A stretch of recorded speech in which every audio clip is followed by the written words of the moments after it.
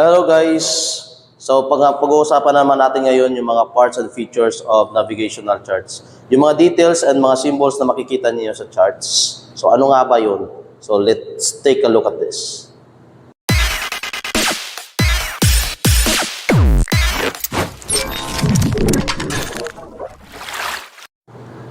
First up is the chart scale and projection. So makikita nyo dito, meron tayong scale, projection, and title block. So title block, ito yon, Gibraltar Harbor. Ayan, so Mediterranean Sea. So this is somewhere in Europe. Okay, next is the projection. Ano yung projection niya? So the projection is Mercator projection. So by the definition, Mercator projection, all lines or meridians indicated in the charts are all straight lines. And we have here the scale. So the scale is 1:3,600.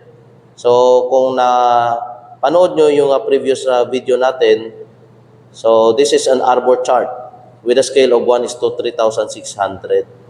Okay, so that is the chart scale and projections.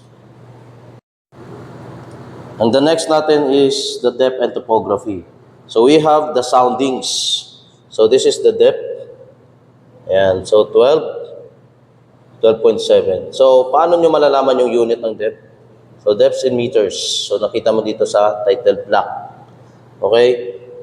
And we have here the depth contours. So ang depth contours, connecting area of the same depths. So ito yon.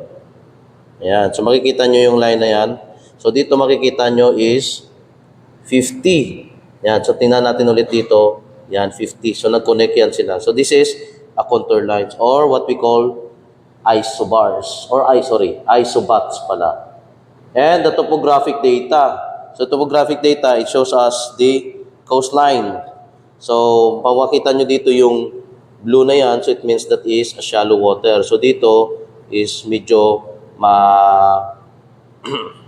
malalim, no? So dito mababaw. Pag blue, so ibig sabihin shallow water 'yan.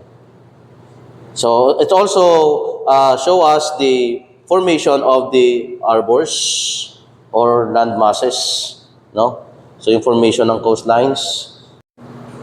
Of course, yung latitude scale at saka longitude scale. Ayan. So this is the latitude scale.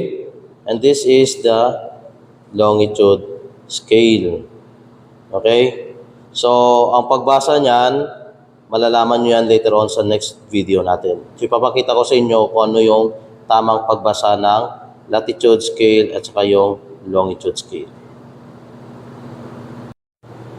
Of course, kasama din yung mga warnings and notices to the navigators or some notes regarding that area. We have here the tidal streams, merchant vessels, security room, obstructions. Yan, mga iba makikita nyo dyan. So, dyan nyo makikita kung ano yung mga notice or warnings na within that area. And of course, we have the tidal and current information. So, we have here the tide information. We have the tidal streams here. And some informations na makikita mo dito rin sa baba. And tidal levels refer to datum of sounding. So unfortunately, wala tayong makikita dito na tidal information regarding sa current, no? So pero sa ibang chart meron 'yan, no? So dito nagkataon lang na wala. So ibig sabihin pag ganyan, so wala masyadong current, no? Hindi mataas yung kanyang current, hindi malakas yung current. Of course, ang pinaka-importante sa lahat ay yung chart number. So, ayan yung chart number. Meron dito sa baba at meron din doon sa kabila, sa taas. Ayan. And also, meron din dito sa likuran. So, para pag ibukas mo ng chart, ay makikita mo agad yung chart number. Ayan o. Okay? So, ito yung pinaka-reference natin kapag tayo ay maghanap ng ating chart, yung chart number. And also, makikita rin natin dito yung mga updates. Ayan. So, dito yan sa baba, makikita nyo yung mga updates. Ayan. So this chart is already updated to 2012. Ayan. Okay? So, bago mo gamitin ang chart, please, tingnan mo muna kung updated siya o hindi. So, dito mo siya sa part na ito, malalaman na updated. So, there are chart symbols and abbreviations na makikita ninyo dito sa chart, such as this. No? So, ano ibig sabihin yan? So, kung first time ka makakita ng chart, hindi mo alam kung ano yan. Saan ka pupunta? So, ang symbol na yan, ang description ng symbol na yan, ay makikita mo kung hahanapin mo yan sa NP 5011 or Nautical Publications 5011. Yung title niya is Chart Symbols and Abbreviations. Okay? So, yung mga symbols dito, tulad din dito, yan, ano yung ibig sabihin yan? Okay? So, marami pa tayong mga symbols. Yan.